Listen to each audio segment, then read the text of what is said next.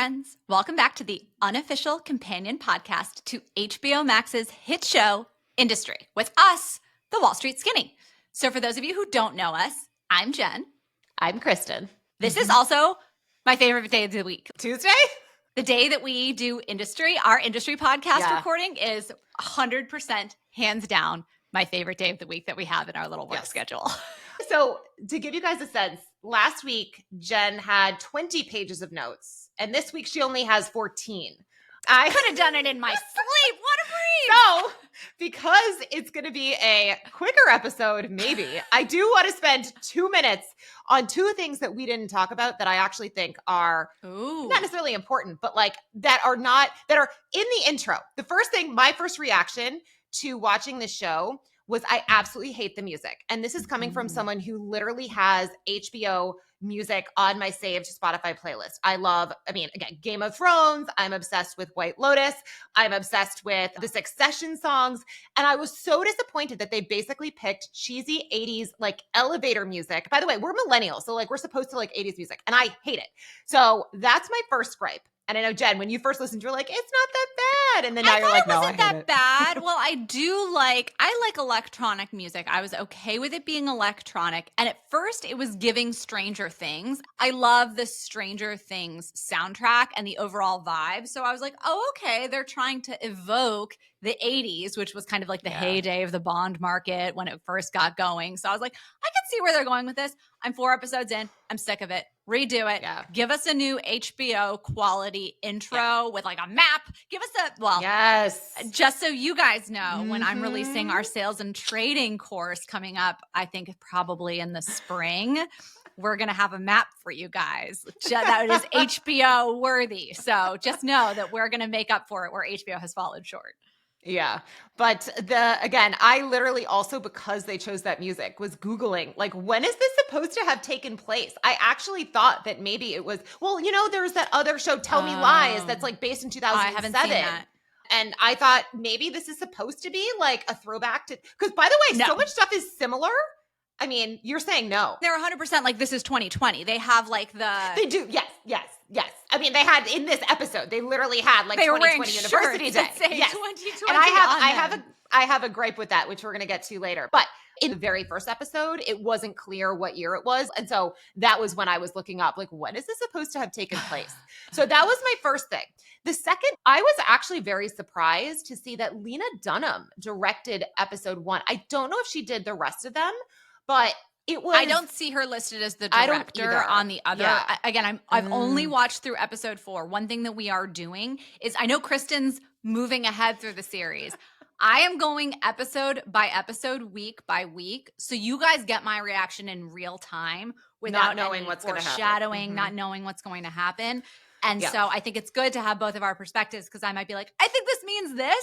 And if we're both totally clueless, that doesn't help anyone. But hopefully Kristen will have insight.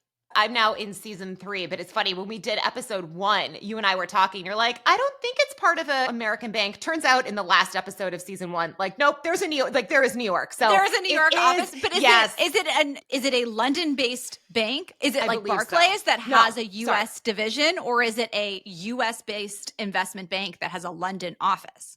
I believe it's a US-based bank with a London office, but I also am not sure. Every time when we do these reviews, I'm watching with a fine-tooth comb, and I'm basically like typing every single sentence that people say. So I wasn't paying as much attention, but it does seem like New York is kind of pulling the strings a little bit. So I believe that New York is the main office and the London is second. But I was shocked because Lena Dunham is a brilliant writer and director. Yes. She directed Girls. She is again, just absolutely brilliant. But back to the first episode, like, it was just so well done, and it captured so many things so well and had so much nuance. And I was just very pleasantly surprised. Like, I don't know why I got this feeling, but I just didn't think that she would direct something that was just so nuanced, and which like makes no sense because she's so smart and so talented. And Girls, like, why is so shouldn't nuanced. she? Girls is that's true. It is one of those shows where you're like, I simultaneously adore this show and hate everything about this show. And having that complex experience, I think very few people, by the way, are willing to sit through watching characters they actively don't like and love the show. right? Yeah. 100%. And I think that Girls encapsulated that so incredibly well. That's true. I loved Girls artistically, but hate all the characters. Yeah.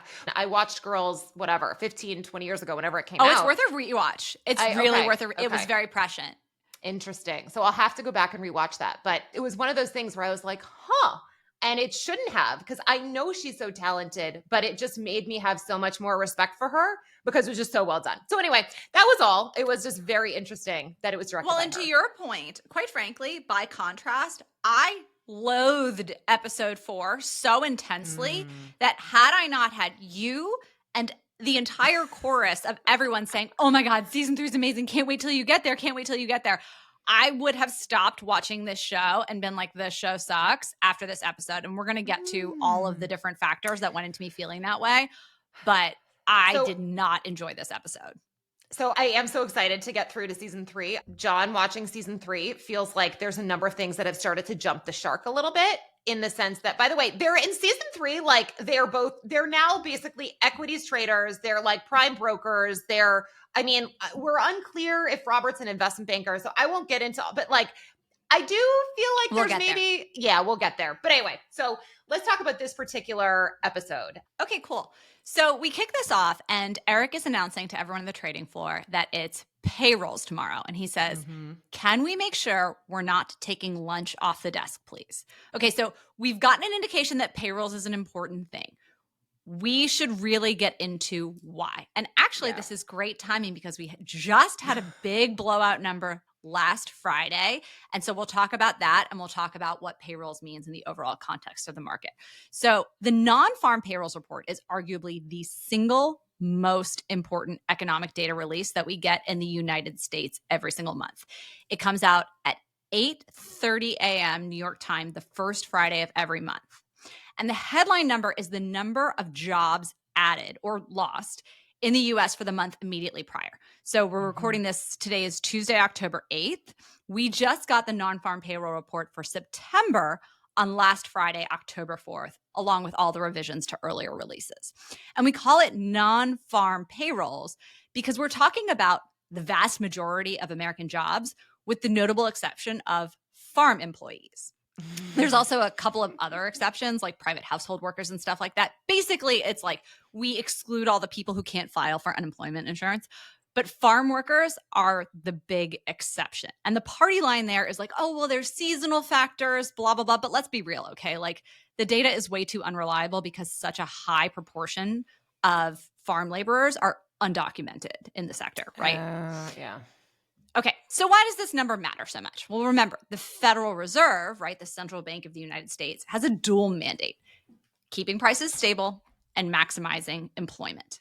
And we have tons of other data to tell us about GDP growth and inflation, and to tell us all about the price and inflation side of things. And while we do have other employment data releases besides non-farm payrolls, this is the biggest one that everyone globally, including in London, is watching, because it's one of the biggest indicators that the market has when it comes to the future path of monetary policy. You know what's so funny, just really quickly? I assumed it was non-farm payrolls for London, for the UK, which is like so dumb. But I also didn't realize they care that much about what was coming from the US. Anyway, so this is all interesting to me. I was like, oh, like they have their own little non-farm payrolls and they call it the same thing. And you're like, no, that's not what they do. But, nope, this is the big bad US. So Eric's saying don't take lunch off the desk. First of all, people don't really do that anyways, okay? He's saying that because A, this is a super important number, and B, because remember, Kristen, London is 5 hours ahead. So 8:30 a.m. New York time is 1:30 p.m. London time. Also, I'm like, why are they releasing at 1:30? This is all making sense. Okay. There you go. There we go. But even so, just to say, don't take lunch off the desk, like friendly reminder, I don't think this captures how seriously people on a trading floor take this number. Just so you know, it was like an international incident when I booked my wedding for the Saturday after a non-farm payrolls report, because it was like a lot of people on Wall Street are either going to have to miss payroll Friday or miss the rehearsal dinner, right? Like, I may or may not have done this deliberately. Jury's still out. Anyways, so what matters with the payroll number is less what the actual headline number is, but more about where it comes relative to the market's expectations. So for the whole month leading up to each release, economists and researchers all over Wall Street are going to be like agonizing over their predictions. And the market is going to move to price in whatever the street consensus is. If the number comes in very different from what that consensus is, you might see a big move in the market in either direction. So we actually saw this last week. Last Friday, we had a textbook knee-jerk reaction to the number. So it's pretty good for illustrative purposes to illustrate what should happen if there's a big surprise in either direction. Just to give you guys some scope, and it's eerie how the numbers tie out to what happens in the episode, just in reverse. So consensus going into the number was that the US was going to add 150,000 jobs. The actual number when it came in was plus 254,000. With the unemployment rate ticking down, I think it was to like a 3-month low, and there were big upward revisions to prior months. That is a super strong upside surprise. So what happened? We should talk about bonds. We should talk about stocks, gold, and the dollar, because those are kind of like the four, if you think about like fixed income currency and commodities, like you got to throw in equities there too, because that's what everyone else thinks of when they think of the markets. But so interest rates sold off very hard. That means rates rose, and they were led by the front end because the market immediately starts revising its expectations for the magnitude and pace of near-term Fed rate cuts. 2-year notes, so 2-year treasury bonds, sold off something like 25 basis points on the day. That's 0.25%. That's a huge move. And the curve bear flattened, meaning that all rates sold off, but 2s sold off more than, say, 10s, because it was more about near-term monetary policy. Sold off just means like the rate went goes higher. up. Yeah, the Correct. rate goes up, so the price went down. So just for my people who are still, because I don't think in price ever, there. always just think in rate terms. But yes, but I still, when I hear you say this, I still do that translation in my head. So I'm totally just like, understood. For people who are like, wait, what does that mean? Again, the rates are going up. Exactly. Stocks exploded higher. And again, super textbook move, because good news for the economy tends to be good news for stocks. But let's be honest, okay? Stocks pretty much trade up on no matter what news these days. I know. Like, it would be nothing short of insanity for the stock market to have like a negative knee-jerk response to a print like that. Now, we can all have a philosophical conversation about like, oh, well, if we're having less stimulus in terms of monetary policy, what does that mean for stocks long-term? But like, that's a much bigger question than like, holy shit, we have 100,000 jobs more than we thought. Like, things are going well. Things are great. Yeah. Now, gold traded down immediately because tighter monetary policy means fewer cuts, theoretically means less inflation. But gold's kind of wonky right now because there's so many other things going on with gold in the commodity markets. So it was like down, then it was like up and down and up and down and up and down. And it's become less, we talked about correlation last week, it's become less tightly correlated with those conventional thinkings about inflation and knee-jerk reactions.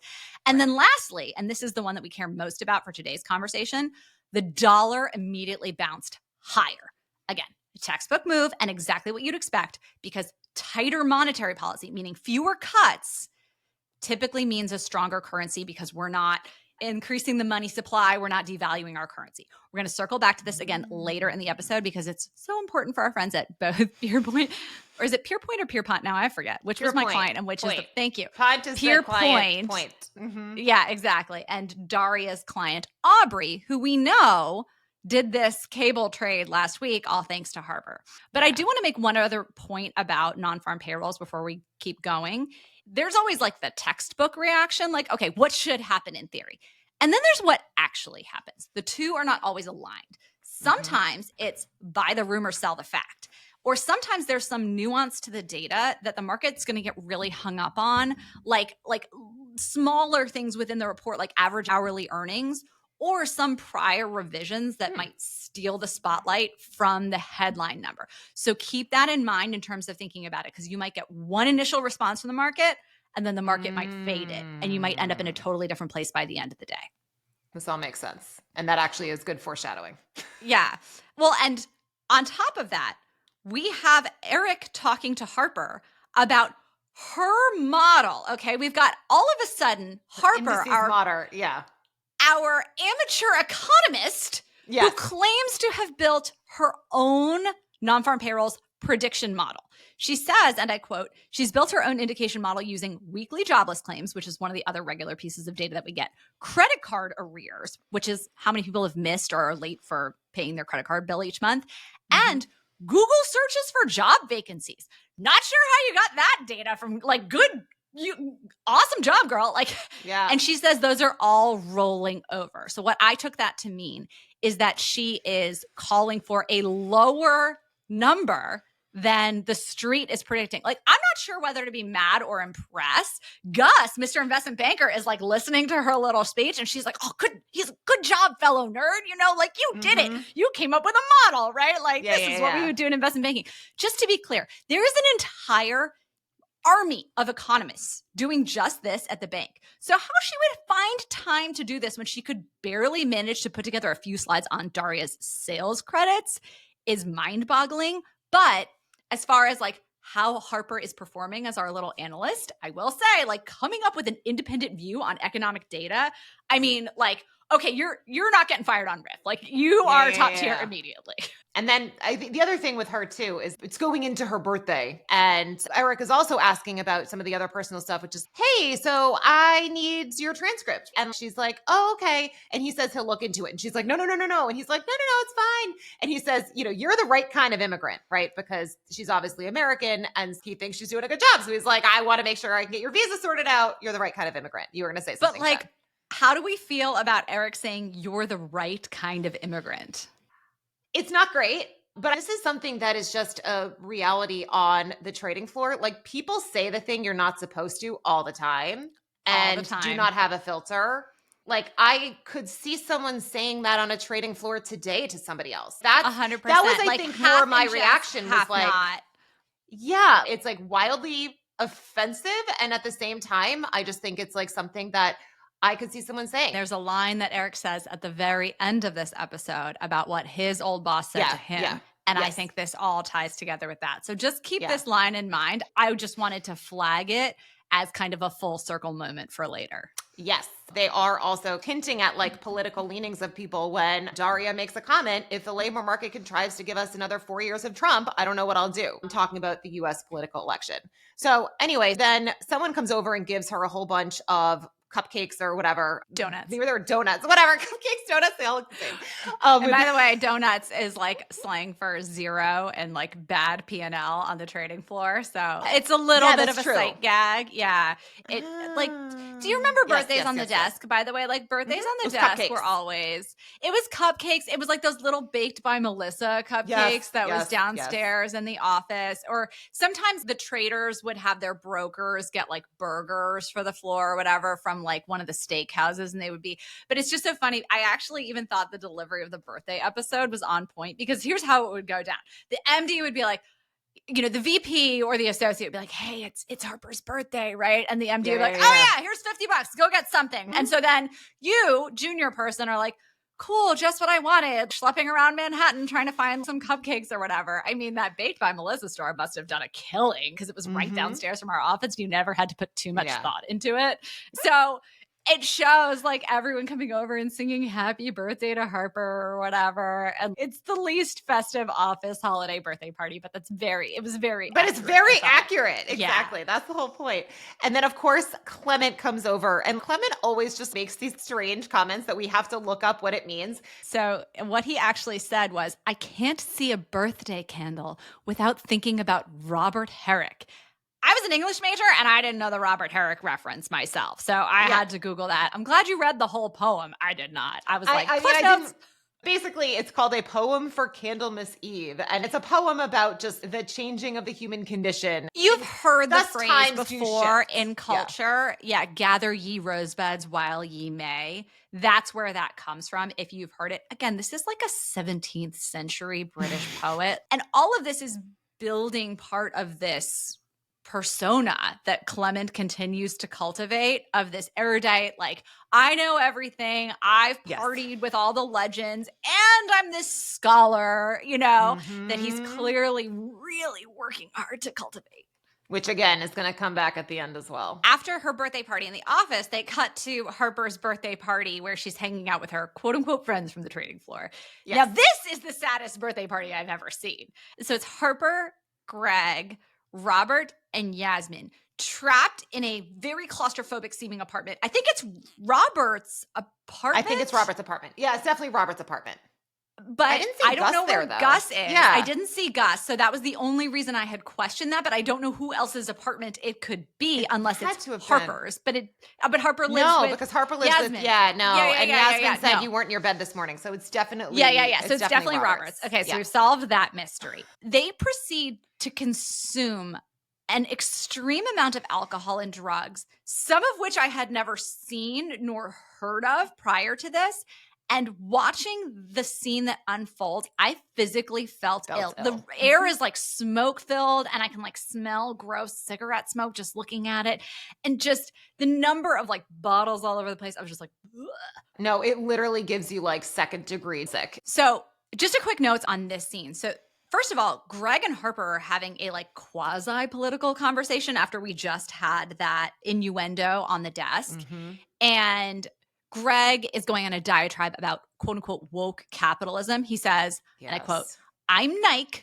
I pretend to care about Black people. You pretend to hate capitalism and buy my trainers." Trainers are British for sneakers. Nike is Nike, but it's how British people and some other Europeans pronounce it. Really? And yes. And to be fair, do you know where the name Nike comes from? No. Oh, I don't know why I know this. She was the Greek goddess of wind. Yeah. So there's a beautiful statue of the goddess Nike with her like robes flowing. I forget which museum that is. Maybe I assume it's in Athens, but I can't remember. But anyways, the best part about this interaction is Harper doesn't respond to anything about the political nature of that comment. She just comments on his British pronunciation of Nike versus Nike. And this kind of continues Greg's track record of potentially offending Harper, but Harper doesn't care enough about him to actually ever be offended by the content of what he says. Instead, she says, I actually wrote a paper on the moral case for capitalism. And the guys make the inevitable kind of hilarious joke, that must have been short. And now she's offended. She dead serious is like, no, it was 8,000 words. Yeah. And it just continues to show in Harper's character. She takes her work very seriously. And emotionally, she's remained so bulletproof relative to all these other kind of comings and goings that have happened, especially with respect to topics of race. So I really wanted to call that out. The other thing I wanted to call out was Yasmin starts pouring champagne out of a bottle that she specially decorated with all these pictures of her and Harper. This is something we used to do in our sorority during pickups. So the theme continues of Yasmin desperately wanting this to be a real friendship. She gives her like a hand engraved like calendar. Yeah. Like, and she makes a comment there that I didn't really, it kind of never went anywhere. She said, I know today's hard for you. You must be thinking about your brother, whom we've heard nothing about since episode 2. And I'm not sure what the deal is with him. Yeah, well, I think it's because he was her twin. It's her twin. So they have the same birthday. And we know that her brother basically just ran away one day and she hasn't been seen him or been able to find him. So can't wait for him to pop out in some season. I'm sure he will. Yes, but it's because she's a twin. Of course. Yeah. No, that totally tracks. Yeah. So Yasmin and Robert continue their weird flirtation over some drug that involves the use of a balloon.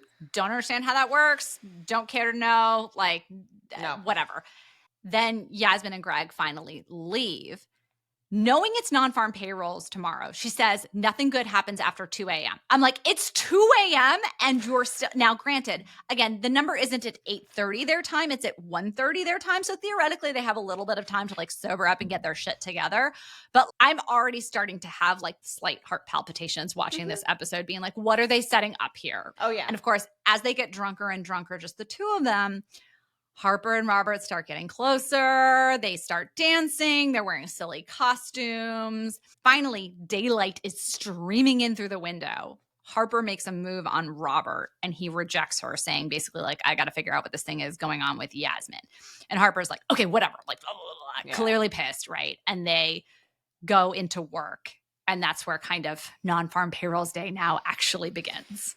Yeah. So this is not exactly. This is the day from hell. This is the day from hell. Yeah. So they show up at work and Harper gets a call from someone named Duncan in middle office. And she has a voicemail First of all, I didn't even know you could leave a voicemail on those turrets. Like, if there are still voicemails waiting for me from 2013 on a turret somewhere, if there was a voicemail function on those, because I actually didn't know there was one. Oh, funny. So this guy Duncan calls her and is basically like, there's some kind of discrepancy between the booking that was made on Aubrey's end at that fund and what they have. And so he's seeing it as like an issue with the notional. And so, Jen, you're going to get into all the details as we get to what actually we actually don't even know at this point, but we don't know yet. Seeing. He just says there's something. There's an irregularity with a trade. Yes. So Harper is like, well, this is not great. She hangs up. And then Robert comes over to ask if she's going to the drive. And Daria, her manager, is like, you can't represent us in this condition.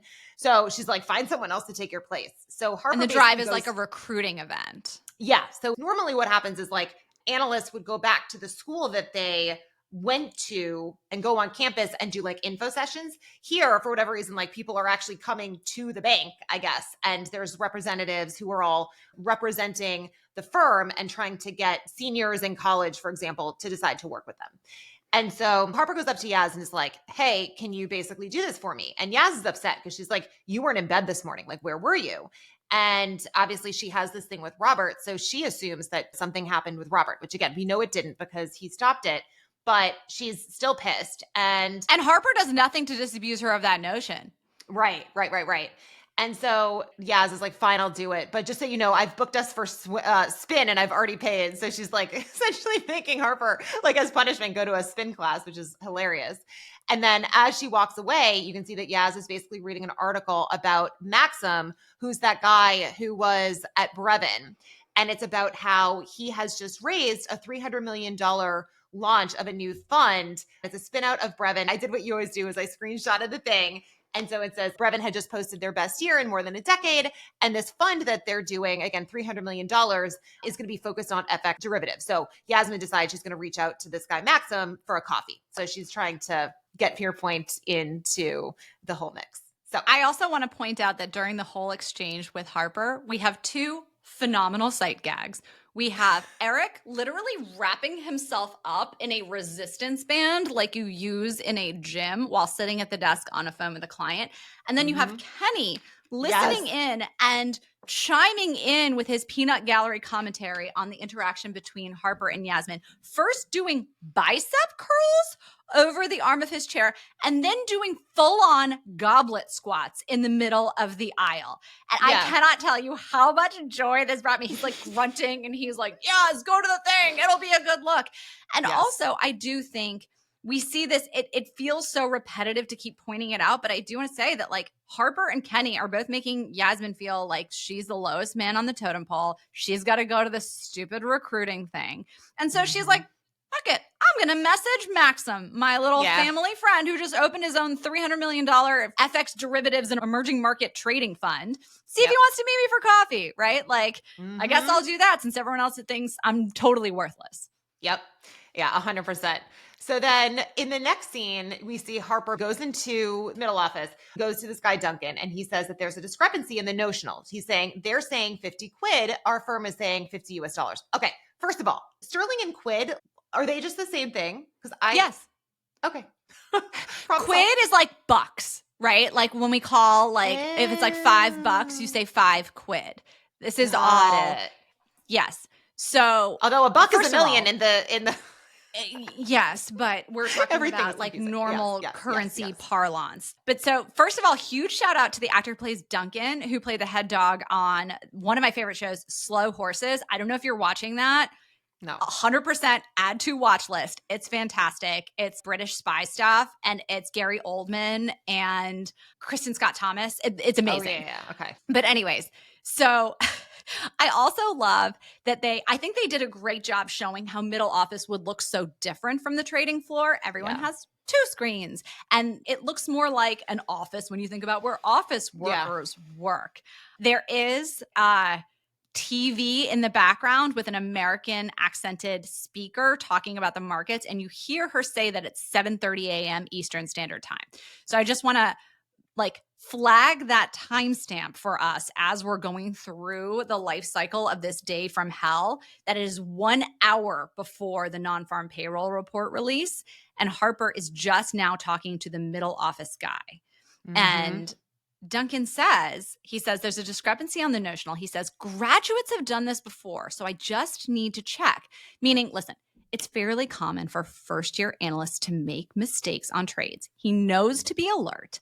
And he then says explicitly, did you buy the right currency? You booked 50 quid, which is, again, that nickname for sterling. Allerton are confirming $50. So we now have some resolution on what was slightly ambiguous from the scene where Aubrey at Allerton Capital executed that cable trade from last week. Remember how when we were saying he asked her to give him a price in $50, okay, worth of dollar sterling, which is nicknamed cable, and it's written out GBP USD. And we all know that he lifted the offer, that he bought at 1.3230. We were all confused because the trade idea that the firm was going out with and that they had spoken about in the meeting and that was referenced was selling sterling, was going the other way. So I was like, oh my God, did she go the wrong way on this trade? Like, it was really unclear from how he asked. No, he clearly intended to buy. There is no, and we'll get into how we can prove that in just a bit. But okay, we've firmly established now that yes, he did buy and he did intend to buy. But what now the issue is that has arisen, remember when he asked for it, he asked for the price in $50 million US dollars worth of the trade. And what Duncan is saying is, Harper, you booked 50 million sterling worth of the trade. Now, sterling is worth more than dollars. So you did too much of the trade. Now, it's not that she sold him too much, right? They're not going to agree to that. But Harper was acting in an agency capacity at the time, like an FX sales trader. We talked about this. So she's not going to the desk, asking them to take risk, doing something like that. She's executing this trade. So if she's going to sell 50 million of this trade, she's got to turn around and buy it back in the market. So she thinks she has sold him 50 million pounds worth of cable. She's then going to turn around and buy 50 million pounds in the market. He only knows buying what probably amounts to, based on where the exchange rate was at the time, 37.8 million pounds worth of this trade. So she is naked long 12.2 million sterling worth of dollar sterling. And when she goes back to her desk to look this up, dollar sterling has gone down, meaning sterling has cheapened against the dollar. So Aubrey's lost money on the trade. Like, that sucks. But she's long an extra $12.2 million on behalf of the firm, and that is losing money too. Oh, okay. On the same page about now what we have on now I understand. I had to go through multiple mathematical proofs because I still wasn't 100% clear that he intended to buy and that she hadn't totally gone the wrong way on the trade, Jen, which would have meant not only would she have to, it's not that she's naked long 12.2. I thought he actually intended to sell sterling. So I was like, no, you got to unwind the whole trade. You got to go 50 million in the other direction and then another 50 million on top of that. Right. So anyways, we can walk through how I mathematically prove that. We probably don't need to. I think it's much more important By the way, to continue with how we got there. Yeah, I was going to say, I mean, you guys should have seen the messages that, again, I was getting from Jen that were just because again, it's not that clear. They don't spell it out. So Jen had to do these mathematical proofs. They spell it out if you freeze frame every screen on the thing, which no normal person does, except for you. And they never really resolved the issue narratively of why Aubrey went the exact opposite way of the trade that the desk was recommending to him and suggesting to him at the time. They never closed that issue out. And because they did that zoom in on Harper's face when Eric was so surprised that he bought, again, just typical Hollywood tropes, you're like, did he buy? So that's what we were all questioning. The whole trade was to sell. He bought. We have unequivocal proof now that he bought. It's just a question of how much he bought. Right. Yes. Exactly. Yes. So that is very helpful though, Jen. I really appreciate that. So Duncan asks her what happened, and she's adamant that she did the right thing. And so she basically is like, it's his fault. I'm going to go back and I'm going to talk to the client. So she goes and she calls up Aubrey. And there are so many bad decisions that she makes. And it's so many bad decisions in this episode. And this is the first. So she goes to her desk. She flips over the hourglass. This is, again, back from the prior episode where Daria had suggested, make sure you talk to them, like have a conversation before you talk shop. So she starts off, she's like, hey, how's your wife's sleep apnea going? And he's like, yeah, it's fine for her. It's really a problem for me, whatever. And she just pushes the thing away. She's like, all right, we got to talk about this. We got to talk about this trade. She said, while I have you, that cable ticket we did, middle office is saying that you booked $50. And he goes, well, that's because I did. I felt like I was going to throw up right now. I've watched this scene twice. I had heart palpitations each time. And Harper says, no, you booked 50 sterling. And she is starting to visibly sweat. We know she is completely hungover, smells like a brewery.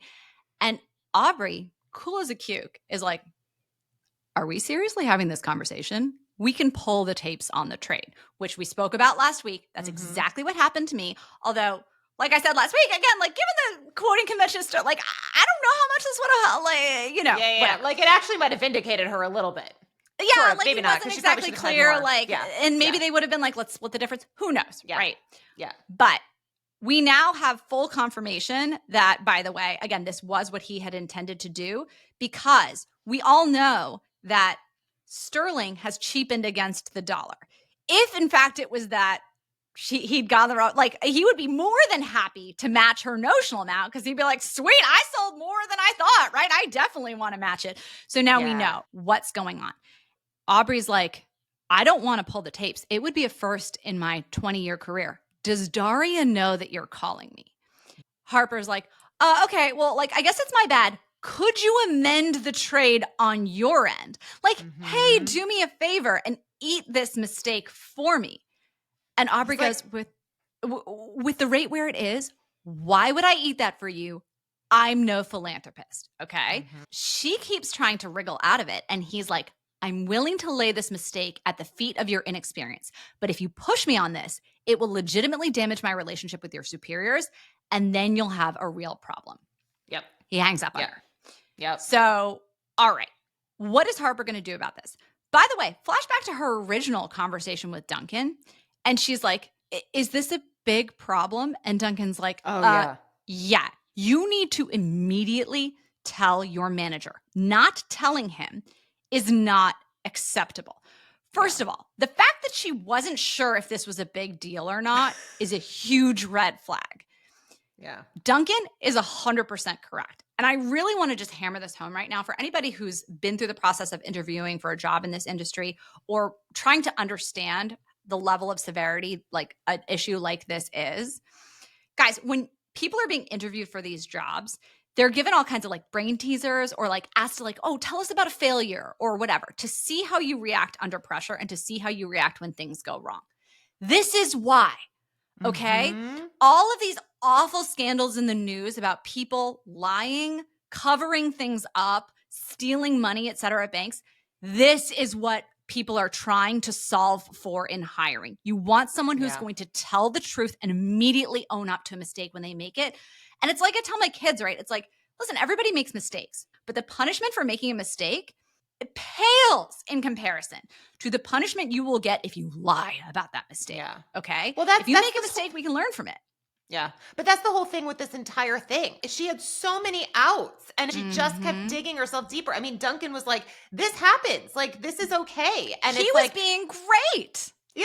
And instead, she's trying to now manipulate the client, and the client's like, no. And then again, there's more that comes from it, but it's just what are you doing? I mean, again, this is what I'm saying. There's so many bad decisions that she just continues to make along the way.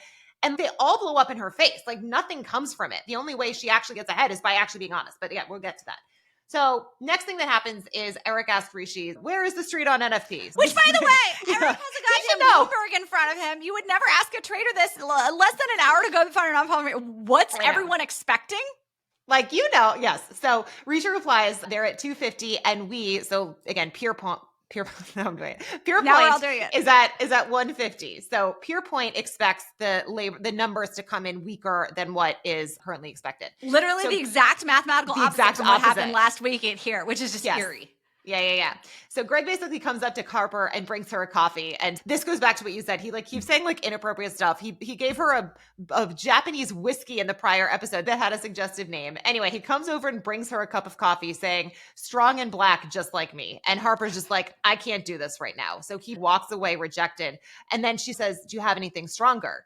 So we know that in a prior episode, he apparently followed Seb into the bathroom and offered him acid. He was doing coke earlier. So clearly he's got drug. I mean, I don't know why all these people are so connected to so many drugs, but he hands her something called modafinil, which I'm glad you zoomed in because I didn't know what it was. I just moved on my life.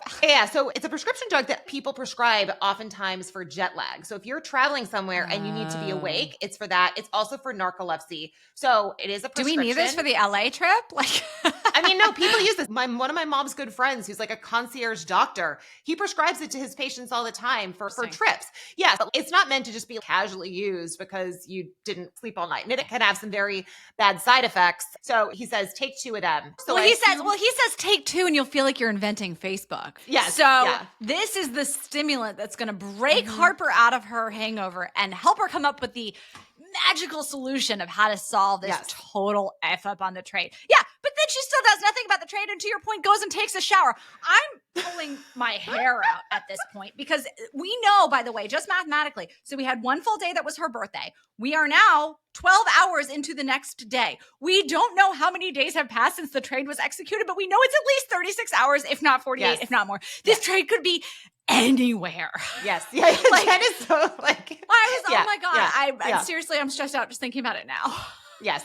So she randomly showers. So I'm guessing she went to the corporate gym. A lot of times, like I said, they always have showers, so whatever. And then next scene, we see her back down and she calls up Duncan and says, look, the client did book it, but he's lying. And Duncan was like, well, let's pull the tapes. And she's like, well, is there another way? So he says, just let's contain the loss. How much money are we going to lose if you just stop out of this trade now? So she pulls up the screen, sees how much money she would lose. I think at the time it was what? It was like $50,000?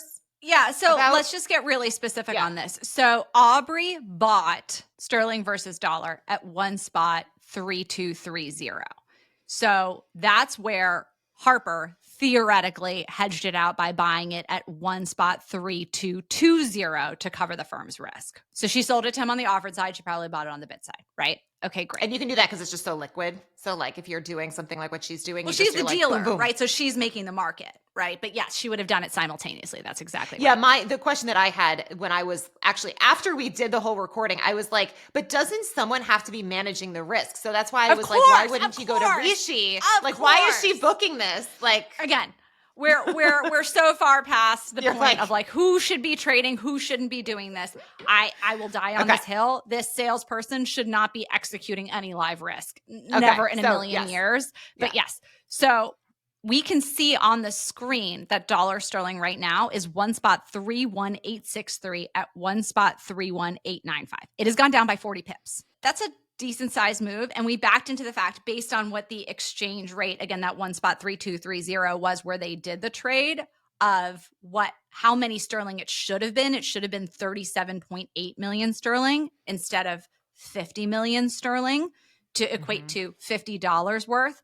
So Harper is naked long 12.2 million sterling that she has rode down 40 pips. 40 pips times 12.2 million is $50,000, right? So the math all ties out. We've proved it all. Okay, great. Yes. All right. So she's looking at the screen and the P&L is kind of ticking up again because these markets are super liquid and move in tiny increments all the time. It's 48,900, 49,900, 51,100 going back and forth between how much she's lost. And Duncan's like, did you do it? Did you close it out? Did you close it out? Am I done? Am I done? Am I done? And she just closes the screen and says, it's all squared away. Does absolutely nothing. And again, this was another opportunity that she had to make it right. $50,000. Let's talk about the order of magnitude of that mistake. I know this sounds crazy to normal human beings like us. A $50,000 hickey at a bank is just not a huge deal. When we're talking in the orders of magnitude of these things, that's the kind of money that desks make and lose day in, day out in the normal course of trading. It sucks to lose it for a mistake, especially one made by a salesperson and not the trader who gets paid to take that risk. But again, she could have been like, guys, raise her hand right then and be like, I made a mistake. I'm going to close this out right now. It's a $50,000 loss, but we see it. We're eating it right now. We're all going to move on. I'm so sorry, Daria. I'm so sorry, Eric. And she should have done it right then and there. But it would still be too late in my mind, but like maybe not a 100% fireable offense if she had done that. That's exactly. I mean, and by the way, like what she ultimately decides to do, even if it worked out, she should have been fired. Like, I totally agree. Covered it up. Like, that was the worst thing you could have done. Like, this is the stupidest thing. So, yeah, so she looks down, she doesn't book the trade, lies to him. And Duncan, by the way, is like, phew, like, I'm so glad it's done. I was really nervous about the meeting I have with management scheduled for 1:30. Of course, because it's Hollywood and it's a show. His dedicated, like, preset time to talk to the managers is at the same time as non-farm payrolls. So we're setting up the stakes, right? Yes. So then you see that she looks down at a piece of paper. And what I thought was interesting is they have this unemployment data, and it's August 2020. And it says, okay, so the August 2020 employment data is 3.6%, which by the way is like kind of the same as what it is now. But also August 2020 was like what? 5 months into COVID, 4 months into COVID. So what I think happened is they had pre-recorded this. Yeah. And then they wanted the dates to line up for when it was going to be released, because they do ultimately in season 2 have the COVID thing. Like I literally was doing this myself, right? Like we're doing our course and I know that, I mean, we're doing it at the end of this year. So initially I had like 2023 as my last fiscal year. And I was like, well, I mean, this is going to look dated as soon as it's live. So I need to make everything 2024. But like, this is, again, what they probably did. They were like, we're going to throw in August because it's going to be released around them. Meanwhile, in August 2020, we were all in a pandemic and nobody was in the office. So I thought that was just like an interesting thing. That's a really good catch. I didn't see that. Yeah, so it was just like a minor point. But so anyway, so next scene, they're at this recruiting event where Robert shows up with Yaz. Yaz is like wearing Harper's name tag. And Robert's like, what's going on there? And she's just like, I'm dealing with the fallout from you keeping Harper up so late and making bad decisions. Like, I now have to deal with that. And Yasmin then says, it feels weird to be in a position of power here, to which Robert replies, so what you going to do with it? She like marches over to the grads. But I do think we talked about this with one of my friends from Brown, Anish, last year, one of our early episodes on the big podcast. And when I went back very early in my career, I was a first-year analyst and I was recruiting.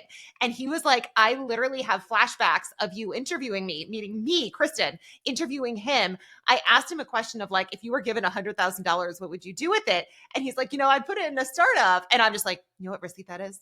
Like our clients. Anyway, the point is I'm just sort of acting like an absolute asshole because I just turned from senior in college to first year analyst. And now it's like, you have all the power and you get to do the interviewing and make the decisions. So it was so spot on there because there's this very real transition that does happen, especially when you're the bottom of the totem pole at the bank, but then like you are the top of the totem pole. Like you actually have influence on who gets jobs and who doesn't. So it's just so accurate that they had right there. Yes. No, I think that's such a great call. The first year analysts thinking they are hot shit when they go back for recruiting. And by the way, it's recruiting like when they've been on the desk for about 6 weeks, for 6 right? minutes, in the fall. Yeah. And you're like, I'm sorry, guys. Like, I don't know if you'll be cool enough to work with me. Yasmin's also trying to suss out, did Robert and Harper actually hook up? Like, she's trying to figure it out because she's super jealous and she's got her little crush on him. Yes. The whole thing with them is so strange. But anyway, as they're down at this thing, Harper's up vaping and walking along some like balcony. And so Robert sees it and she goes up and he starts talking to her and she confesses to what happened. Again, everyone has the exact same advice. Robert goes, why don't you just tell Eric? And she says, we've just had 2 of the best P&L days of the year. I can't just wipe it out. Okay, well, hang on. If your best P&L days are plus 25K a piece, your desk sucks. We talked about desk budgets last time. And to be clear, we are not talking about sales credits. We are talking about hard dollar P&L that the trading desk is earning here, okay? We talked about the budgets last time, but we didn't really give you a sense of the size and order of magnitude of these budgets. The budget for each individual desk in fixed income could easily be $50 million, $100 million. Could be more, depending on the product. CPS is basically the combination of, at this point, 4 different desks already, as I've heard, even more beyond that. So putting their budget at $100 million would probably be conservative. It's probably a multiple of that if you want to compare it to something at a bulge bracket bank, but whatever. Let's call it $100 million, okay? To make a $100 million budget, I'm no mathematician, But you need to, if there's 252 business days in a year, right, you need to make an average of something like $400,000 per business day, which is more than 15 times the amazing 25K days these guys are having to make that budget, right? Yeah. True story. I was at one firm and our sales row sat toe to toe with the traders, just like they do here. And we were having, it was like a crazy volatile day. And I sat across from the swaps trader and I knew he was having like an awesome day, right? And he's glowing. And the head of rates at the time was this very intimidating man. And he's going around talking to all the traders and he taps the trader on the shoulder and is like, how'd it go today? And the trader's like, yeah, looks like we're up like, I think like 3 million all in. And the guy completely straight faced just goes, well, yeah, every little bit counts, and walks away. Right? Like a $3 million day. He was like, what have you done for me lately? $3 million is not a drop in the bucket, but $25,000 or $50,000 is. Yeah. So I just want to make that clear that she is not doing some massive harm to the desk that isn't part of the normal course of business if she owns up to this mistake. And Robert is rightfully telling her she risks losing her job if she doesn't come clean. This is Robert, by the way. Robert, who's like a total wild party guy who seems totally otherwise incompetent at his job. Like, is like, dude, like, you're really going to fuck up here. Well, there's a number of things too. Harper makes this comment to him, like, you get to make mistakes, I don't, which I actually disagree with because Robert is like, you are Eric's project. And we see this at the end. And Eric basically sees in Harper this person who started with nothing. And he sees that she has the brains, she has the hunger, and she has what it takes. He wants her to succeed. He wants to help her out. And again, we're going to get to what the conversation that he has at the end with Harper when she ultimately does come clean. But like, I actually disagree the point of like, you get to make mistakes and I don't. I do think that at the time, Harper still knows that she has the transcript issue. So I feel like she probably is like, well, he's potentially looking to my transcript. I have this thing with my visa. If I don't get the visa, I need to go back to the US. So I think there's a little of that there too, that she really doesn't want to move back to New York. And there's like multiple things that have gone wrong. So I think she's just trying to like not get on the wrong side. But but if you're Robert, how do you interpret that comment of I interpret it as she says you have privilege and you can make mistakes. We all know that Robert is getting completely shat on by Gus, who comes from a place of privilege. And Harper saying that to Robert implies to me, well, you're a white male. You therefore have all this privilege. You can make mistakes. I'm a black female. I can't. I took that and the same way. Robert's like, everyone hates me. I'm lower than everybody else, and yet I somehow have privilege. Well, and then it's also the class issue. Like he's looked down upon because he's lower class. Yes, he came from a lower class background. So we've spoken about this multiple times, how people perceive how they stack up in like this whatever 3-dimensional way of like this person has this and this person has that. And so it's objectively not true. I think that Harper is safer because she has a boss that really sees something in her and like wants to look out for her. So whereas Robert doesn't have that. He doesn't have a boss that sees him as this mentee. He's just Robert, who's kind of a fuck up, who's like 100%. Trying to do everything he can to like not be dead on rip. Clement is starting to warm to Robert a little bit, as we'll see. Yeah. But and we established a little bit of that in the last episode. Yeah. I actually, even if Robert might have taken the privilege comment that way, I don't think Harper means it that way, because whenever she's been confronted with one of these issues about race, whether it's Greg continually putting his foot in his mouth, whether it's the awful comments the girls were making in the first episode, she's usually like, fuck off, I'm great at my job, I don't care. She is not in a good headspace right now. She is... She's like you said. She stayed up all night. She's like super hungover. She's now she got rejected by Robert, by the way. So she's got nothing nice to say to him. Which is also, but that also brings it. She said to him, "Why did you make me stay up so late?" And he's like, "I didn't make you do anything." And then he says, "If you want to talk about last night, let's talk about it. Otherwise, put a pin in it." And she's basically so insulted that he deigned to say, like, I rejected you and you might be upset. And like, even though it's true, there's clearly a lot of stuff going on there. I thought Robert was really nice to like help her talk through this problem while she's treating him like this. I really felt for Robert in this scene. Yeah. And so as he starts talking it through with her, he's like, well, actually, you technically haven't lost the $50,000 because you haven't locked in the trade because you still haven't done anything. You haven't crystallized it. Yeah. Right. Mm-hmm. And Harper takes this as like so you're saying there's a chance, right? Yeah. So like she now conceives of this completely harebrained scheme to ride the trade out because she's so smart. She's got her non-farm payroll model. So she's like, wait a minute. If the headline number is going to surprise more than 100K to the downside, that should mean that dollar collapses because now there's a higher chance of the Fed cutting rates because we have a weak economy, which should mean that the dollar collapses and sterling will rally against it. So the 12.2 million that I'm naked long from failing to hedge this position properly, all of a sudden that's going to be in the money for me. Okay. Yeah. But all right, hang on. Like we all know it could go the completely opposite way and continue to lose money. This is a terrible idea. Her job is not to take this risk. Yeah.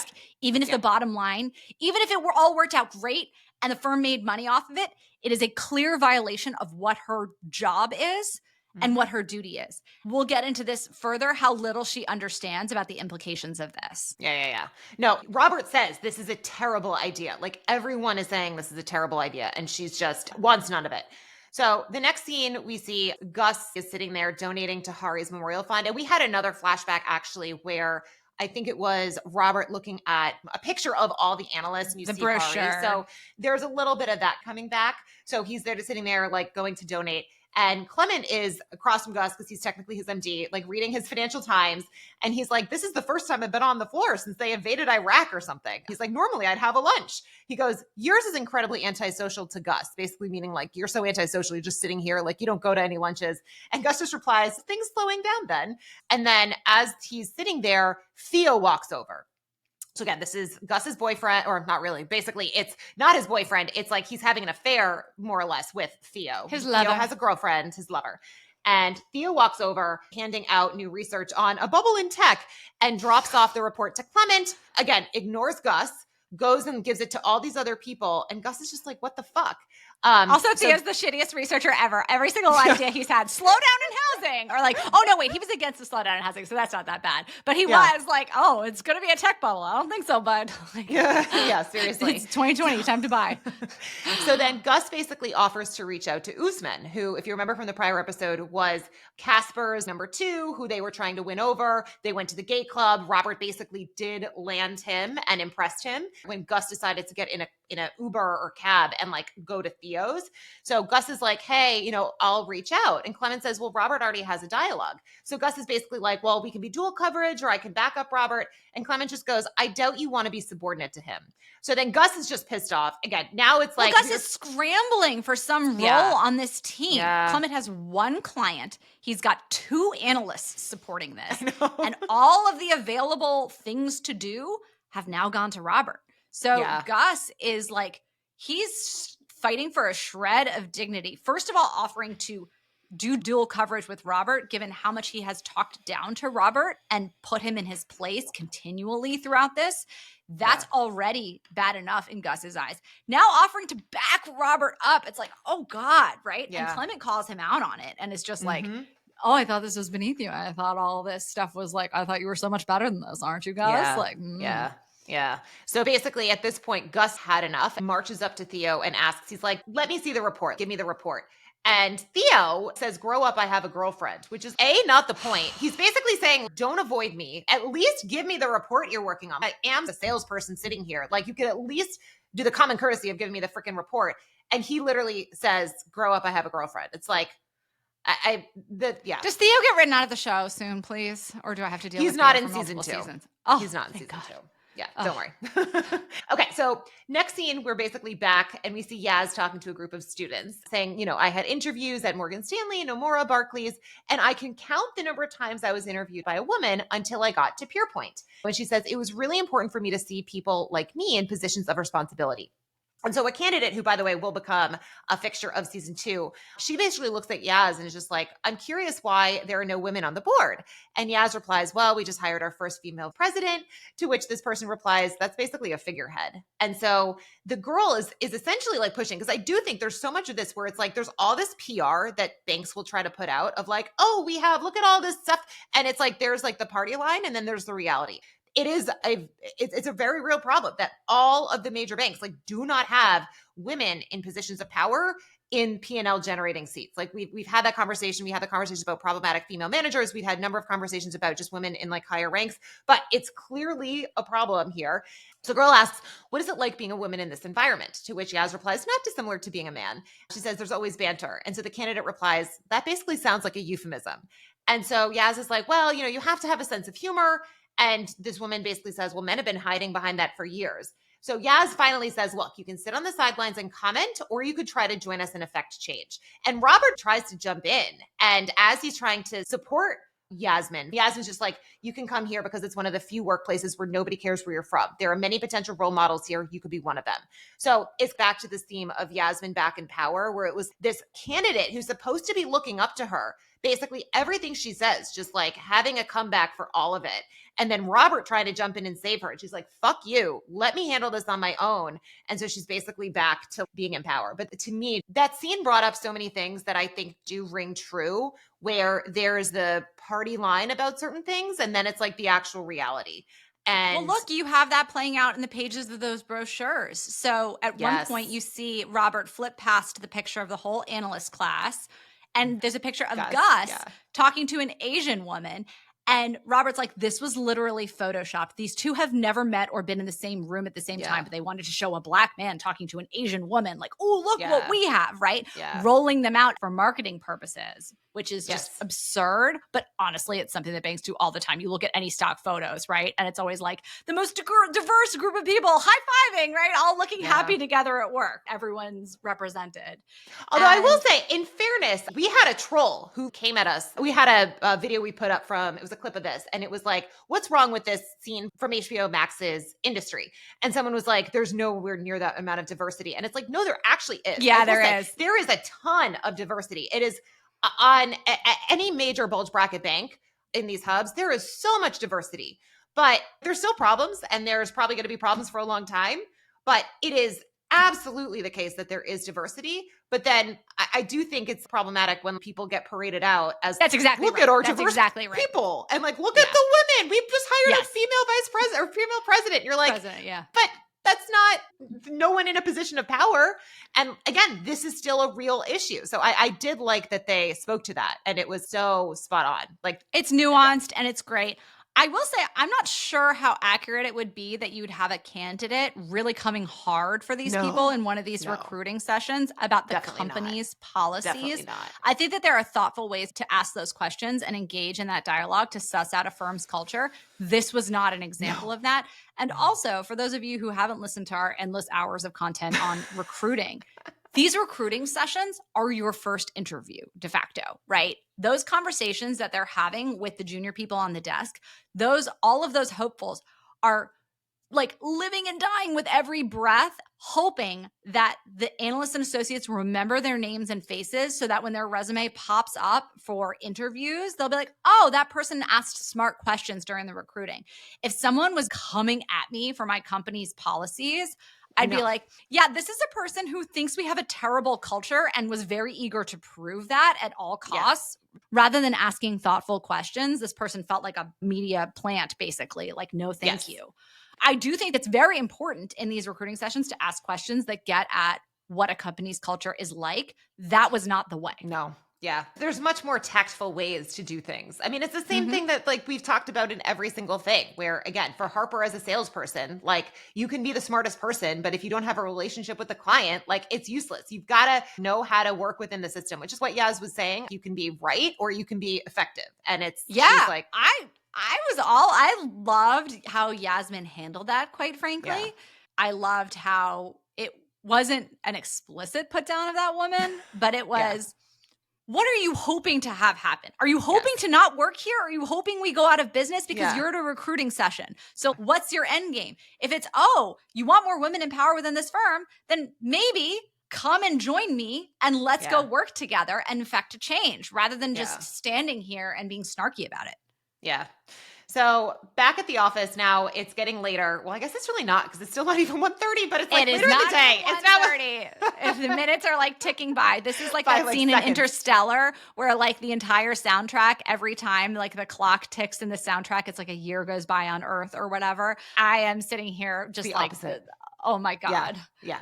So back at the office, Duncan now comes up to her and is like, you haven't covered the risk. The P&L on that trade is minus 50,000. And Harper's like, well, I'm still working on the client. And Duncan knows that she's full of shit. And so he basically calls her out and he's like, you lied to me. And she's like, no, you misunderstood, despite the fact that no, she actually explicitly said to him, we're done, we're all set. Like, correct. So he says, I won't be held responsible. I have to report this. And Harper says, well, can you give me until 1:30? And he says, that would be gross negligence. And by the way, remember, she wants to hold out until 1:30 because she has this theory that the non-farm payrolls is going to miss by a significant amount, which is going to basically turn her trade in the right direction. She goes, well, is it illegal? And he says, no. And then she asks, well, is it unethical? And he's like, that's muddier. Oh my God. Is it illegal? Okay. Well, it's defrauding the shareholders of a publicly traded company if this is a publicly traded bank, okay, because you're not acting in the fiduciary duty of the firm. It is definitely a violation of the code of company conduct, whatever that is. Right. It is an explicitly fireable offense. Okay, so even asking if it's unethical, that's muddier? No, it is straight up it's unethical to have someone who 100%. has clearly no business trading messing with this kind of risk. And I know there's all these memes about, are you increasing shareholder value? Okay, you are not adding shareholder value here, okay? This is not what you are doing, Harper. Like, a risk taker could make that judgment call, but not a salesperson, and definitely not a salesperson who has not notified their manager, okay? Right. Like, again, she says, so we've established that it's not black and white then. No, we haven't. It's extremely black and white. It's very extremely black and white. I cannot with this, okay? This, like, if you work at a bank and you've ever even thought about doing this, do not do this. Do not be like, oh, I saw it on industry and like, I just fly by the seat of my pants. No. But the good news is that we see what happens in industry. So like, it's not like this is hopefully a good, no one's going to be like, I'm going to be this like, badass. Like, no, like this blows up in her face. So. Okay, but it gets worse because then she goes to Duncan. Yes, this is so bad. I'll pretend you didn't know. And he's like, well, what are you talking about? It doesn't even matter that there is a very well-established audio trail and paper trail on this that's a mile long. It is the principle of protecting the firm and doing right by our clients that matters. And she goes, I can't even, I feel nauseous just reading this. Let's be practical. It works to your advantage to have me in your debt. I could help you with a move to front office, get you FaceTime with an MD, help you with a lateral move, whatever you need. This is so patronizing, Kristen, and insulting. I seriously wanted to reach through the screen and strangle her. And I think we need to talk about the age-old dynamic between front office and middle and back office. Yes. All right. Well, that was what I was like. I literally have a thing. Talk about middle and back office. So Jen, I'm going to give you the honors. Well, no, I mean, let's talk about it. So I would say that one of the most frequently asked questions we get at the Wall Street Skinny is, how do I move from middle or back office to front office? Historically, so first of all, what does that mean? Those are the support roles, right? So again, what he's helping with is reconciling all the moving pieces and parts of the trade to make sure that everything aligns and it gets settled and all the cash flows are handled properly, right? There are massive support teams all over the world. Now, it's funny because at Pierpoint, it's like, oh, I'm just going to walk upstairs to middle office. Actually, in this day and age, most of these operations are not in the same building as front office.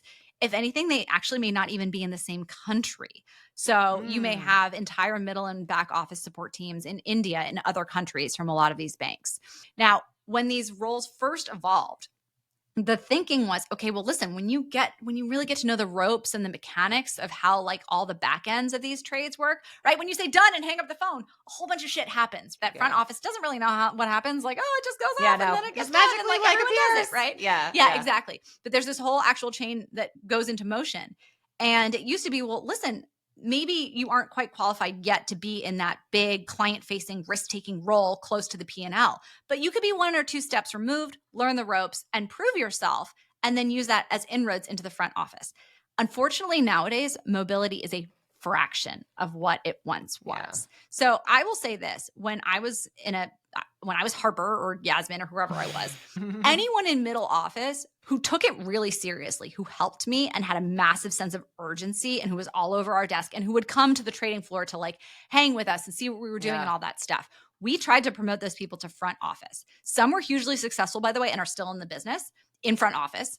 Some of them were like, I don't want this job. It's way too stressful. I want to like clock in, clock out. I don't want to be like tied to them. I don't want all that stress and responsibility. However, regardless of what you are trying to do, if that is something that might be a goal for you, I will say this: the way to move from middle or back office to front office is not to cover up a lie, because you are the more expendable employee. So in the eyes of the firm, if a head needs to roll, it's going to be yours. Okay. Not only that, Duncan's, I mean, I don't know how old this guy is. I don't want to be a judge of age, but he doesn't look like a 22-year-old. Okay. No, he's probably 40s, between 40 and 60. Okay, so this is not his first job. It's not like he showed up at middle office yesterday hoping to break in. He has probably built a very big career for himself within middle office. People in middle office and senior roles. He says that. That's exactly right. He looks at her incredulously. He says, you want to get me a job? Do you even know how long I've worked here? You're the one facing disciplinary action, but you want to keep insulting me? I'm happy to stay here for a bit longer. And like, it was so wildly condescending. Wildly insulting. And he's like, that's not what I aspire to be. 6 weeks into the job, first year analyst. Are you freaking kidding me? And then as he walks out, Harper screams, just fucking help me. And he's like, first of all, don't talk to me like that here. And then Harper says, please, I'm 4 months. Oh, I guess she's 4 months in. I'm 4 months into my career asking colleague to colleague. He replies, 1:30 at the latest. After this, it becomes our manager's problems. Now, I don't know why he's being nice to her here, but like, neither do I.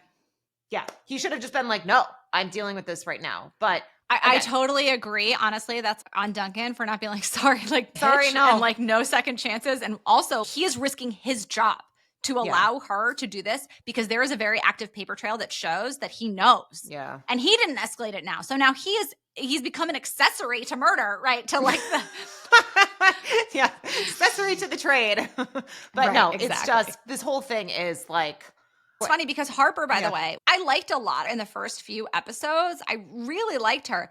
And through the whole trajectory of the last episode and a half, I am souring on her so quickly.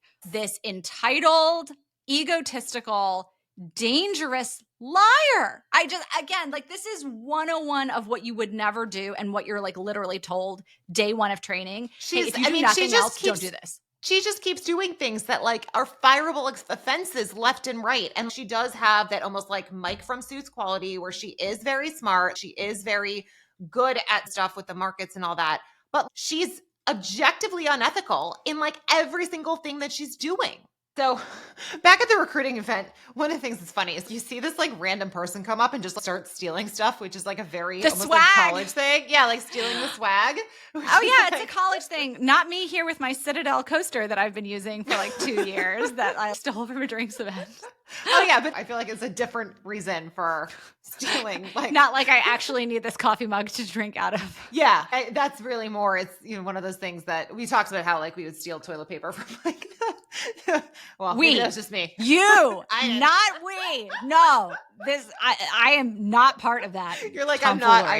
I would never steal gross office toilet paper. Actually, I don't think. Actually, in hindsight, I don't think I stole it from the bank. I think I just stole it from my building in the gym in my building because that was also easier. Terrible toilet paper. No, oh no, like, I need high-end toilet paper. But still.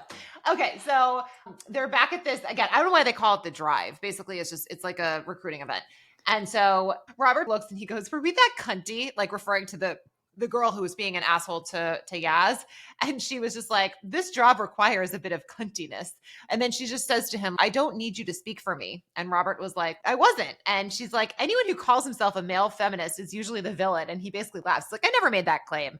And next thing we know is this woman runs up, like pushes aside the cunty graduate, whatever, and says, "Lure them young, work them to death, fucking murderers, party of Davos," before basically throwing red paint on Yaz and Robert and pulling the fire alarm, which P.S. is right about to be 1:30. So Harper's up on the trading floor freaking the F out because she needs to do this trade. And now someone pulled the fire alarm. So it's it's hell. 1:10. It's 1:10 p.m. London time, right? So it's 8:10 a.m. New York time. So we got 20 minutes until payroll.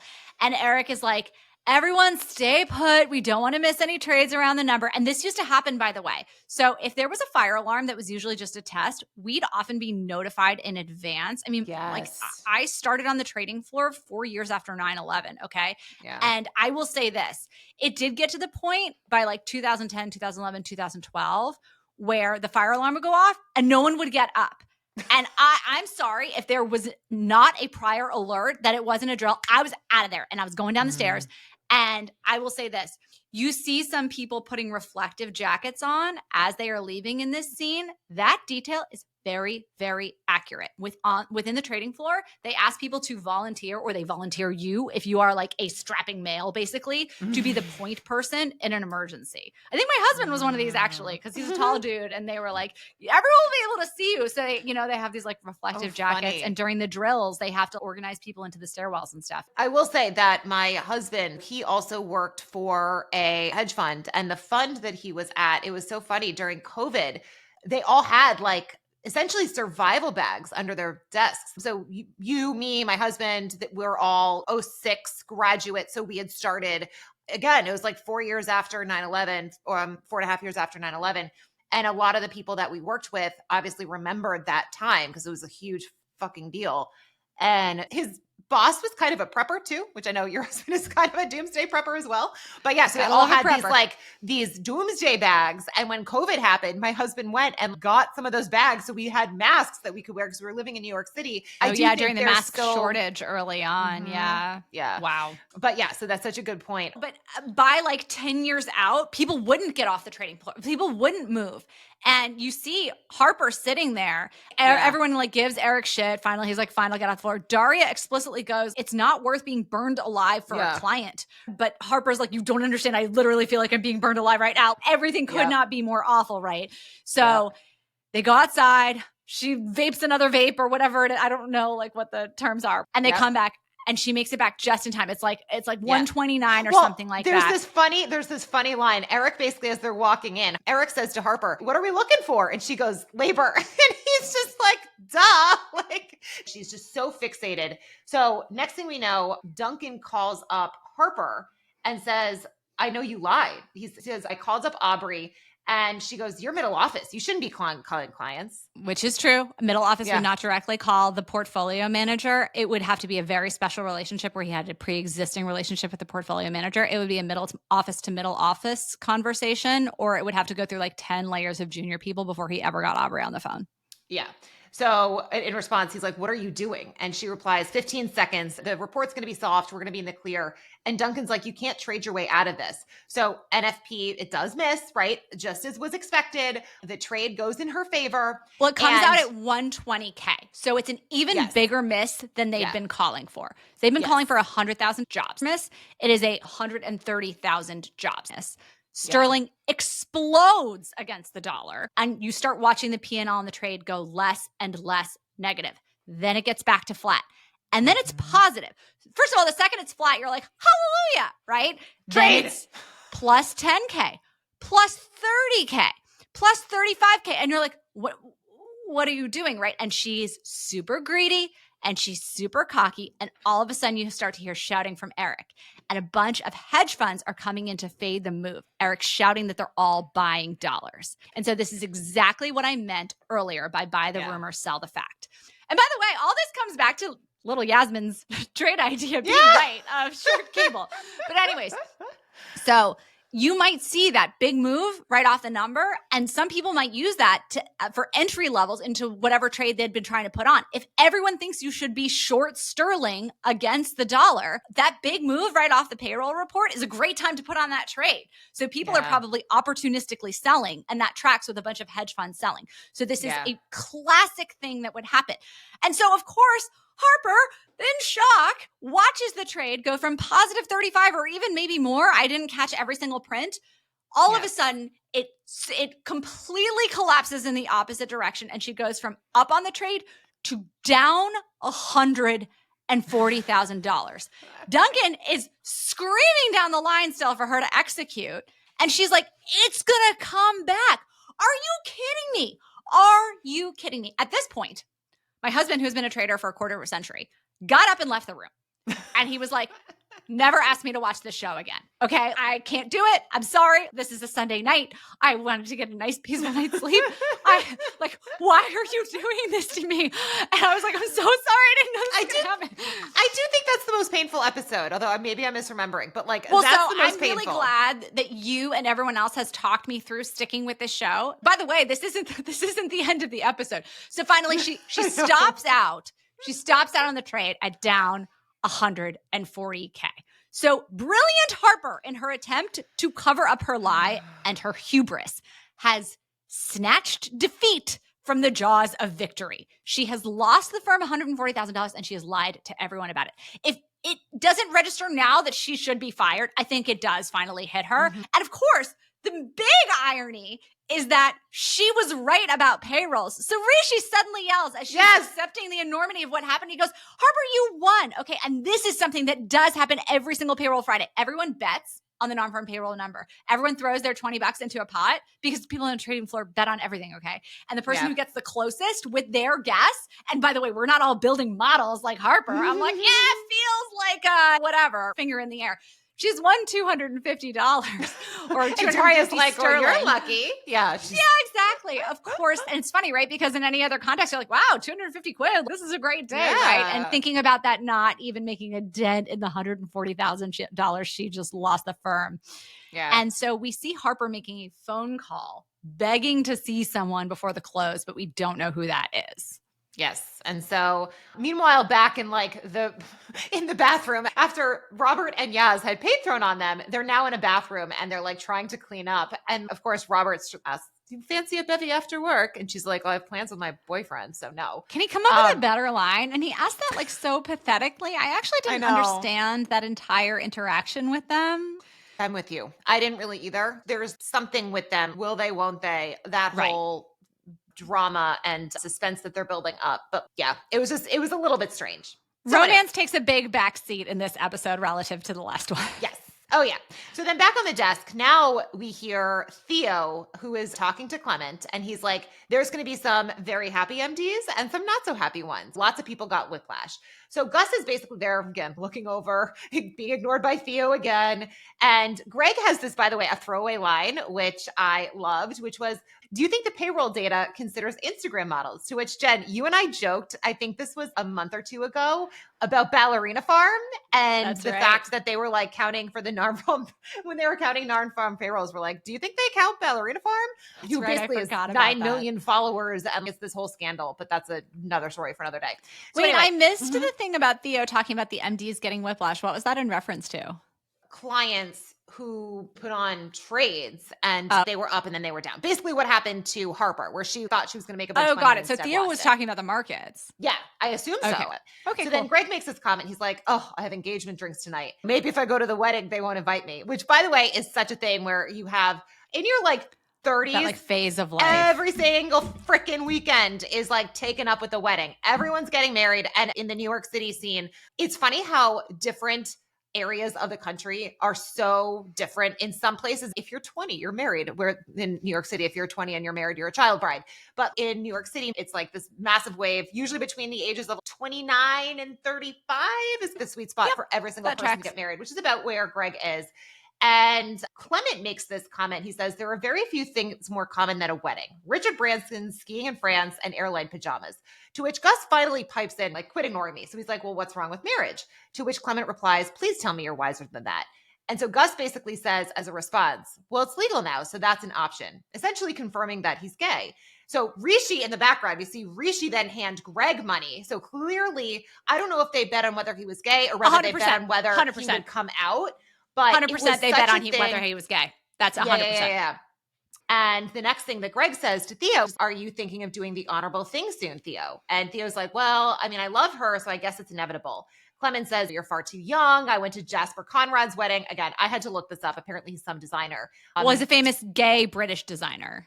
Oh, interesting. Okay, I missed that part. But Gus says, Clement knows what's going on between Theo and Gus. That's why he brings up a gay wedding. Not only is it about you getting married. I think maybe I'm wrong, but I think he has sussed out. Sense. He knows that Gus is gay now because Gus has said it's an option. But I do think that much of what Clement says is intended as a dig at Gus. Like, I went to this other gay guy's wedding. And it was fabulous. But he did say, suffice to say, it was a party. I almost thought it was a little bit of like him trying to say, I'm on board with this a little bit, but I also could be completely wrong. And he's just trying to dig at him.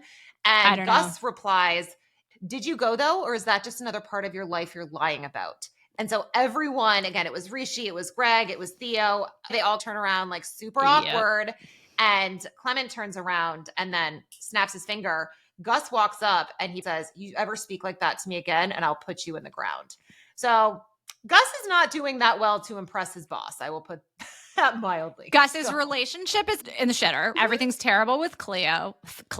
Clement and Theo together is Cleo. Everything's terrible with Theo. Everything sucks at work. He's not being valued for what his talents are, and he's working for this boss who like openly despises him and resents him and is rewarding Robert. And he's just getting increasingly isolated on the desk. I feel really bad for Gus here, but also Gus isn't doing himself any favors. Right. So it goes back to what happened in the beginning. He didn't want to be in sales and trading. He didn't want to be a salesperson. You saw how confident he was, and he was good at his job in banking. He should be in banking, and he's not. So he's a fish out of water. He's not where he wants to be. And this is probably not going to end well. So next scene, I didn't really understand this part. It comes up a little later, but basically Robert's in the bathroom with the young candidate. I guess previously when Yasmin and Robert were at the candidate day or whatever it's called, Robert had made a comment that he could sleep with anyone in this room. And Yasmin is like, well, not anyone, basically referring to herself. But so now Robert is in the bathroom now with, again, a guy. It's a men's bathroom. And he's without a shirt. And you see this like guy like washing his hands. And then it cuts to the next scene. And again, but we're going to come back to that. So Harper basically. But there was the implicate, like it was like, what's happening? Like, why are they in the bathroom together? Yes, he has his shirt off because he was covered in paint. Yeah. Right. But like, what's happening here? Yeah. So anyway, we'll come back to that. Next scene. So Harper goes to see Nicole. So Nicole, if you remember, was the hedge fund manager who essentially assaulted Harper in episode 1. Nicole is at this excruciatingly painful production of A Midsummer Night's Dream that her niece is putting on. That's what that was, yes. And she's suffering through it and doesn't want to be there. And Harper has moved heaven and earth to go meet with Nicole. And we're all thinking, like, why are you meeting with Nicole? So as you mentioned, the last time that we saw Nicole, she made a move on Harper, then executed Harper's trade idea. From the first episode, which was buying high strike payers or buying deep out of the money puts on 10-year US treasuries. And so Harper goes, pitches her a quote unquote really competitive dollar yen option, presumably to fade the strength immediately post payrolls, where quote unquote the rate is locked, but you need to execute it pre-close.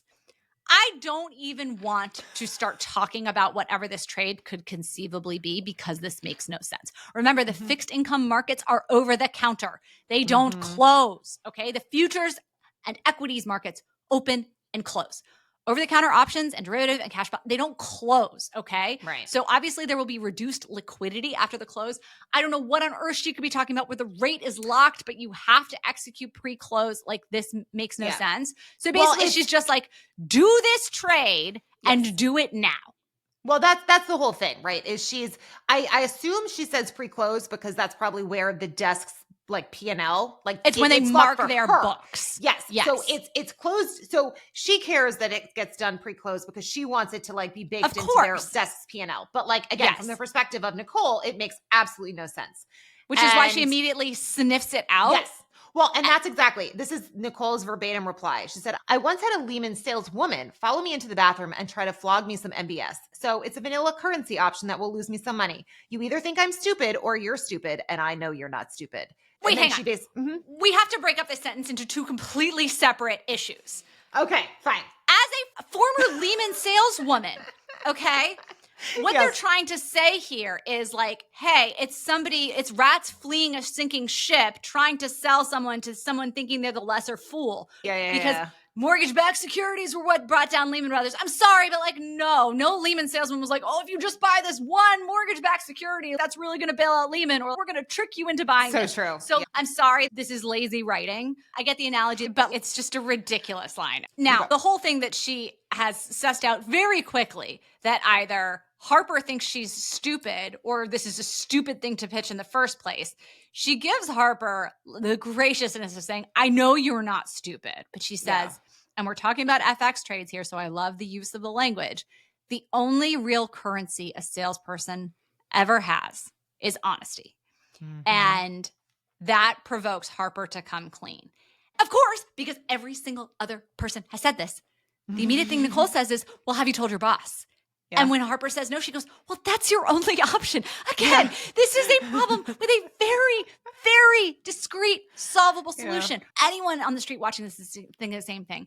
And Harper then insults her and says, well, you're usually so receptive to my ideas. Meaning, well, I thought you'd fall for my bullshit often enough that you'd probably do it again. Like, Jesus Christ. Mm-hmm. And Nicole gives her some very good advice. And she says, come clean, you will feel relieved, and you shouldn't put a price on your dignity.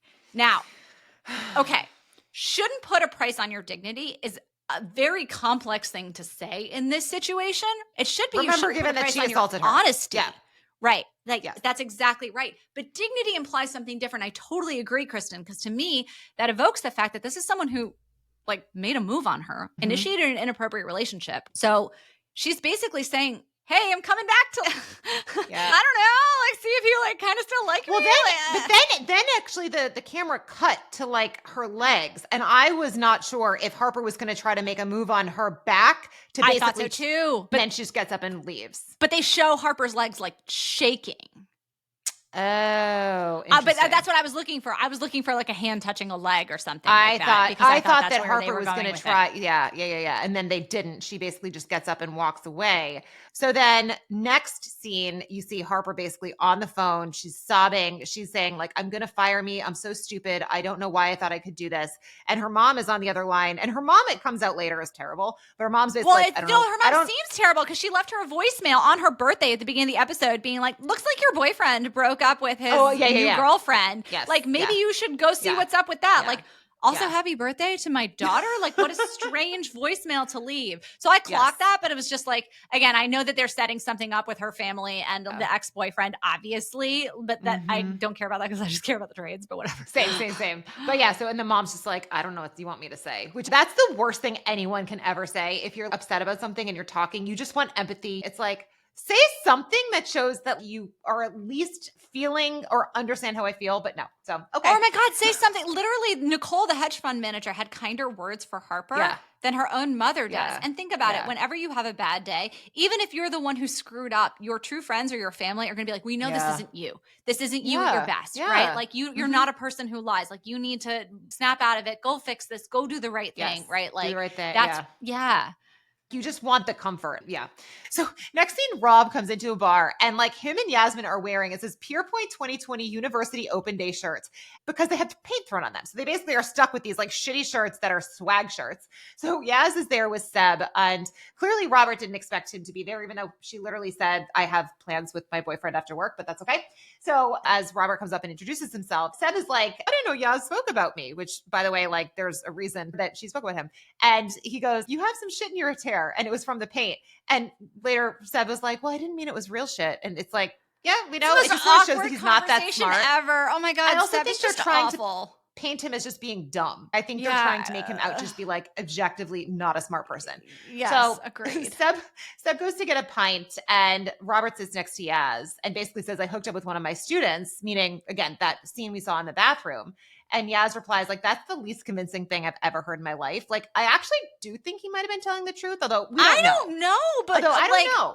All of a sudden, we've gone from Robert, who I was like on track to like all episode, being in this very clear position of inappropriate power wielding over one of these investment banking hopefuls. If he did hook up with really that recruit in that bathroom, that is so messed up. Yeah. We talked about power dynamics in the last episode. It's one thing to have a relationship with a peer of yours to have a relationship with a hopeful? Absolutely not. Oh No, my no, no, God. no, no, no, no. So No, like, no, no, I no, was no, like, no, no, no, no. Robert, of Yeah. all of the things to use as a pawn in your like weird games with Yasmin, I was Yeah. following all the way along. I was even Well, that's the thing. willing to overlook the weird balloon drugs. And now I'm like, Yeah. Robert, no. I will say, I don't, that was the thing. I went back and forth as to whether I believed it or not. Like, I don't know why he would make Well, up they that made he's it slept with- very ambiguous because they had Yeah. that quick cut scene where they're both Yeah. looking at each other in the bathroom. But like, Yeah. I'd also look at someone in the bathroom if they were shirtless and be like, what happened to like, you? what is wrong? Yeah, seriously. So it's hard to know, or if it was literally he concocted it. If you're making up a lie, I think it's we're easy to not make meant a lie to based know on whether it's a lie or not. Yeah, yeah. I think I'm hoping it's a lie. likely a lie, but even so, It's it's messed up. If it's messed up if he did, it's also messed up to lie about. Yeah, it's just weird. So then, toys with Robert. She takes off her underwear. She's like, I'm going to give this to you. I want you to put this on your head and take a picture and send it to me, because she just continues to toy with him. This is how she is exerting She goes, power because that's over all you're some- good for. But this is how she's exerting power over one small little area of her life when all these other things are not working out the way that she wants them to. At the end of that scene, they do show Robert and Gus together at the bar, like having a Yes, laugh. that was and true. like, they're the couple that I'm really rooting for. Yes. I really Well, hope that their friendship stays like They're intact. laughing because they see that Asian woman that he was photoshopped together, and they were like, wave hi. No, but it's just like a really cute moment between the two of them. And I was like, they're like Joey and Chandler. I know. Oh, well, I do think they're, to your point, the best couple. They're not a couple. I'm rooting for Robert and Gus. Yeah, they have a good friendship. Okay, so then now we are back at the desk. Because now it's the end of the day. People are leaving. And Harper finally decides she's going to come clean to Eric. She's got no more aces up her sleeve. She has hit rock bottom. And so she says, can we go talk somewhere private? Finally making good decisions. And so they go outside. It's like downpouring. They both light up a cigarette. Finally, the first time we see rain in London, by the way. I know. Like, this is the first time. Yep. So Harper says, you've been so fair to me, so many opportunities you've given me. And Eric is like, if I wanted a story, I'd read Moby Dick. What's up? Cut to the chase. So Harper comes clean. She's like, I misbooked a trade, down $140,000. And Eric doesn't really react. He's just sitting there smoking more. And he goes, so I called your college today, which is like the worst thing she could hear. He's like, we needed a hard copy of your credentials for the visa. And he then says, you realize this makes you the most underqualified person I've ever hired. So essentially a sign that he doesn't care. He's not saying that I've ever fired. He's not saying you're gone. He's just like, you're the most underqualified person I've ever hired. And then he goes back and he starts telling the story, which you had alluded to before. Yeah, so he says, when I first got hired at Solomon, my old boss, who apparently looked like Newman from Seinfeld, except a linebacker. Yeah. And by the way, that body type is 100% the guy who would have hired him at Solomon. If you guys have ever read Liar's Poker and heard how some of these guys are described, this is spot on accurate. But so he said, my old boss used to say, if reincarnation was real, I'd want to come back as the president or the Pope or a 400 baseball hitter. But now I want to come back as the bond market because it intimidates everybody. Now, I think this is kind of a terrible line, but I get it, right? And he says, people like us born at the bottom, where would you put our percentage chance of ever making that top quintile? And he comes up with the number 3%. And he says, that's intimidating. We intimidate people here because hunger is not a birthright. Now, that is a great line. Yeah. He says, your qualifications don't have to be a problem for you because they don't have to be a problem for me. So you're exactly right. Eric is telling Harper that he sees something in her that he sees in himself and identifies so closely with her. Harper does not deserve him, okay? Like zero consequences. And so she goes, okay, but what was the actual final P&L of the day? And he says, it was up 200K. And she's like, no. Oh, we lost 140K in the trade. He's like, yeah, but Nicole, the hedge fund manager from Malin Mercer, came in and did that trade you asked her to do. And he says, how did you get her to do that trade? He says, it's a hell of a spread she ate. What did you do? Yeah. Well, and just think about it. Assuming there were no other trades done, which is also ridiculous because it's non-farm payroll and there'll be a ton of other trades. But we've got a swing from down $140,000 to up 200K. So theoretically, she paid $340,000 in bid offer that they locked in and captured as P&L. as a gift, basically doing a trade that she didn't want to do. And he says, like, how the hell did you get her to do this? And Harper says, I went to watch her niece perform Shakespeare. And Eric says, you just coined jargon for client service. So what he means is, oh, wow, that is a ridiculous thing to do. Like, go watch someone's niece perform Shakespeare on a payroll Friday, right? Like, whatever. Like, you did this excruciating thing in the name of getting the client to trade with you. And he says, I would never have known. Yes, you would have. Because where is my beloved rule-following Duncan, who had his meeting with the managers, who would have told everybody, this is what happened, because Duncan has to CYA, okay? Duncan has to be like, guys, here's the whole audit trail of everything that went down, and you guys are down 140K, despite my best efforts to keep this catastrophe from unfolding. So, like, okay, you definitely would have known. So he says, there are 2 times to tell me when you've fucked up. The moment it's fucked, or the moment it's unfucked. And that is exactly right. And Eric says, listen, my boss knew he could trust me from day one, and so I trusted him. They had this mutual trust, and that's great. And that's how it should be. And he's telling Harper that he wants that relationship with her. And he's saying, we're in bed together now because I know you aren't qualified for this job, but I'm going to let that slide. You got to make me trust you. I'm being trusted with your deepest, darkest secrets here, right? Like, you got to have that same trust in me. And again, that's great. That's how it should be. Harper has proven she can't be trusted. So, like, I don't know why we're giving her all these passes, but whatever. Well, he does say one more thing. Like, he basically, he does say also, he says he wasn't big on compliments. And I'm bringing this up because this person is going to come back again in a later season. Oh, we get to meet his boss? No, but there's just more to it. So, more. Okay, got it. Yeah. He does say he wasn't big on compliments, but I heard him compliment me once. And Harper says, well, what did he say? And Eric replies, and I quote, so he said, that little chink's a born salesman, which is a racist anti-Asian slur, but it's pointing out that this is the compliment that this guy gave him. He basically like insults him and throws this slur at him. Well, also it's like, but he says he's a born salesman. So anyway, this is going to come up later. So, well, Eric is really speaking to the fact like, hey, listen, this backhanded compliment, this is, I know that I've got it, and I've got that hunger, and I've got that drive, and now I'm part of this top quintile and no one can touch me. Well, and the other thing I do want to point out is the relationship with Eric and Harper. I really do love it. We've seen Eric has some questionable ethics. Everyone in the show has questionable ethics, but I do really believe that he cares about Harper because he sees something in her. But I don't know why he would even think to trust her after what she just did. And it's one thing after the next where it's bad decision, bad decision, bad decision. But anyway, so we can do who are we bullish on and who are we bearish on. And again, I'm very heartened by the fact that everyone tells me that this is one of the worst episodes. The early episodes have all been amazing. So this was the first episode where I was like, I can't do this anymore. And maybe it was just particularly excruciating given I know the order of magnitude of how bad this was and how they just used it as a plot point. But all it did was make me totally despise Harper. So I am bearish on Harper after this episode. And I am a perma-bear on Theo. Yes.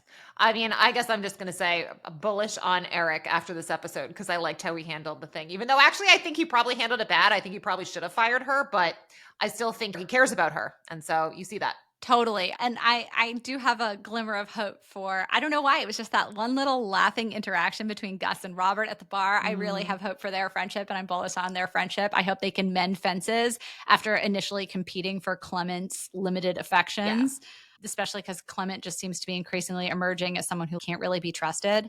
But this episode was really hard for me, guys. And I'm glad it's over, and I really hope we get to move on.